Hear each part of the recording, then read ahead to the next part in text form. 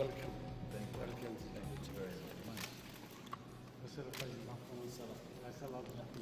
Mr. President, good luck with the season.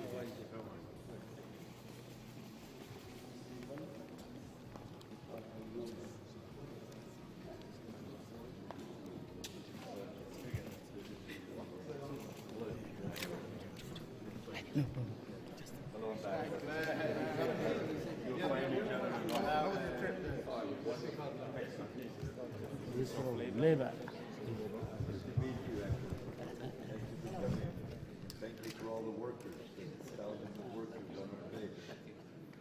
Welcome, sir. I'm the Foreign Minister of Djibouti. Welcome to Djibouti. Thank you. Welcome, sir. Good to be back in Djibouti.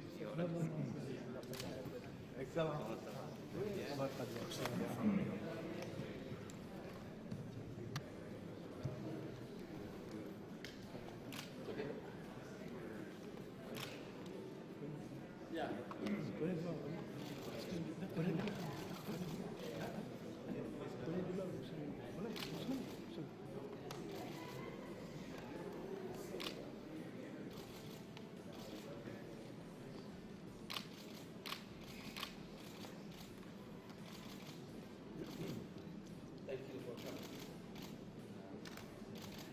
Good to be back in Djibouti. You know what? Never. That's a good news. On va parler français.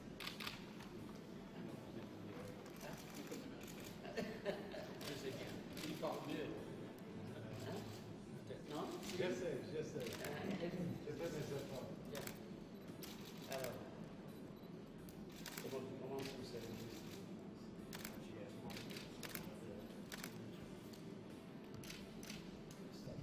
Yeah, I'm going to direct it to him and then just kind of, Secretary. This is a bad crew. Good afternoon, ladies and gentlemen. I jotted down some notes. I'd like to share a few thoughts here in Djibouti. I came here to meet with President Gallet and to spend time with General Waldhauser, our theater commander for all of Africa, here at our only enduring location in Africa. President Gallet and I just had a very good meeting. It went right to the heart of the partnership, which is very, very strong and actually strengthening from his perspective, and I agree with him. I expressed my thanks here in the 40th year of the independence of the modern state of Djibouti for everything they have done. And you'll remember those who go back to those hectic days after 9/11. This was a country that stepped forward at the end of 2001, early 2002, and said, we're with you, and they've been with us every day and every month and every year since. And this very strong partnership shows very, very clearly here where they host our American troops for these past over a dozen years. I emphasized with the President that we stand by Djibouti and its commitment. It has made its own commitment to fighting terrorists. It's got 2 battalions with the Amazon force. That's the Africa force stabilizing Somalia by fighting against the Al-Shabaab terrorists. And that mission, international mission by African troops there, supported by the United States, is actually commanded by a Djiboutian general officer. I underscored that our presence in Djibouti respects their sovereignty, their national sovereignty, and it contributes to the Djiboutian people. We are the 3rd largest employer in Djibouti with Camp Lemonnet. We've awarded hundreds of contracts to local businesses, and that too is part of the partnership. In a few minutes, I'm going to meet with French troops who are stationed here. We're all keenly aware of the terrorist attack that France just suffered in Paris and others, and the French are great partners in the fight against terrorism. They've engaged vigorously against terrorists in this region, and they're proving stalwart in every fight against the enemy. They always move aggressively against the enemy every time they fight them. On a final note, I would mention that Japan has its only overseas base here in Djibouti, which shows how multiple nations can work together here at this crossroads, this important geographic crossroads. The Bab el Mandab is right out that back door there. And there's a common goal here of ensuring regional security, but with each of the nations that's here actually respecting Djiboutian sovereignty and their own sovereign decisions, just the way we do when we deal with other nations. And I would just tell you that international law is critical to keeping the waterways open, and it's very important we maintain the same degree of cooperation in that regard in the future as other countries come in. I would right now turn it over to General Waldhauser, ladies and gentlemen, to say a few words, and then we'll take a question. Donald Trump.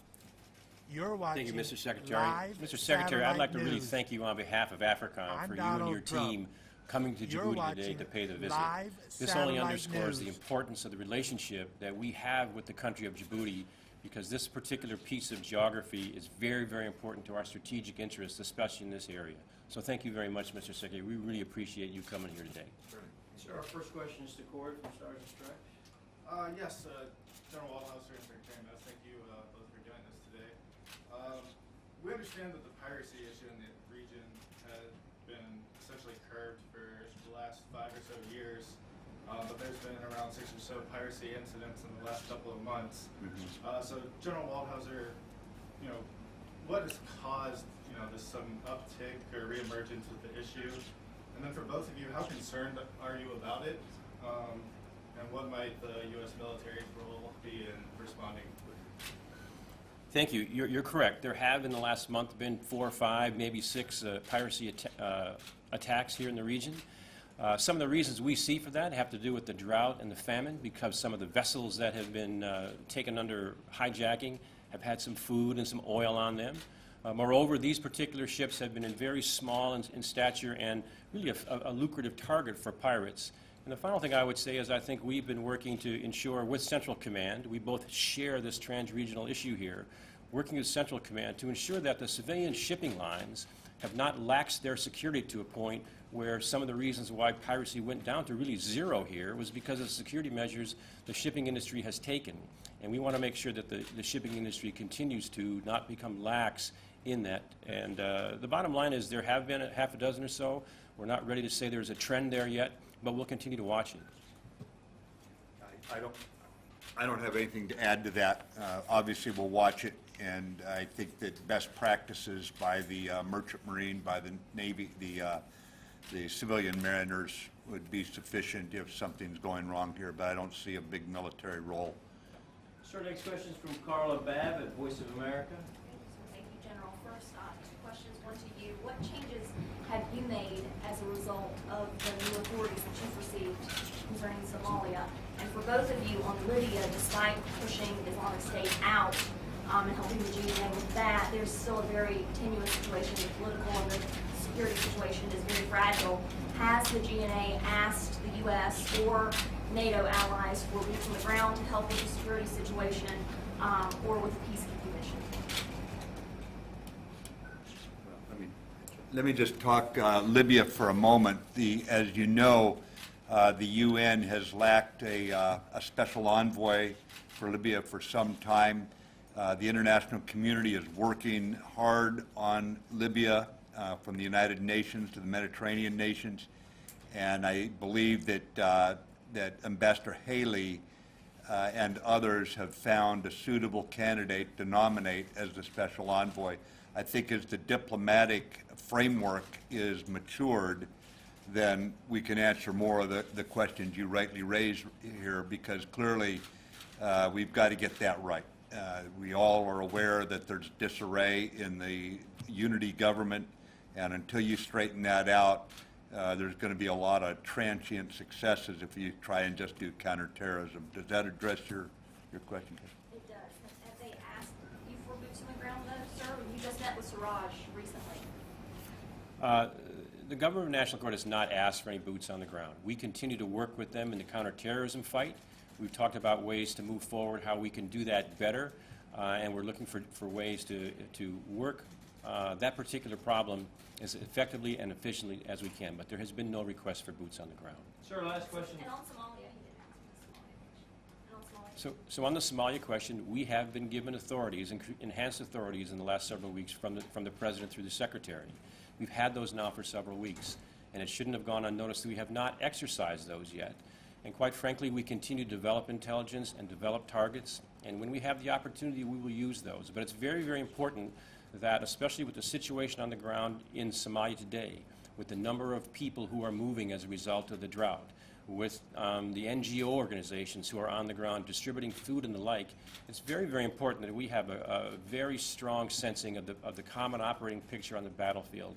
Because one thing the point I really want to make with these enhanced authorities, we still have a very high bar for certainty, because when a missile may come off the rail of an airplane or a drone perhaps, we need to know what's underneath there. So we're working very hard to develop the intelligence and work with also the political framework that we now have in Somalia with the new president, which is what we did not have before.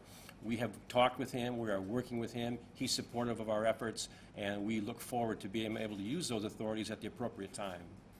Sir, last questions from AFP, Laurent. Yes. I would like to ask you if, given the general election in France, the presidential election in France that is about to start, are you worried that French support in Western Africa might come down? What would be the effect of a drawdown of France in the fight in West Africa? I was looking at the Secretary because the question had like election, and that sounds very political to me. But the bottom line is we work very closely with the French in the Sahel. Task Force Sabre and Task Force Barkhane has been there now for quite some time. We, for quite a while, have supplied things like aerial refueling, aerial resupply, and we trade intelligence as appropriate. So we're going to continue to do that because we look for our partners in that part of the continent to really carry the fight there. And this gets to the by, with, and through that we hear so much about now. We are working really, to a certain degree, by, with, and through our French partners to get at the significant AQIM issues, primarily in Mali and that region.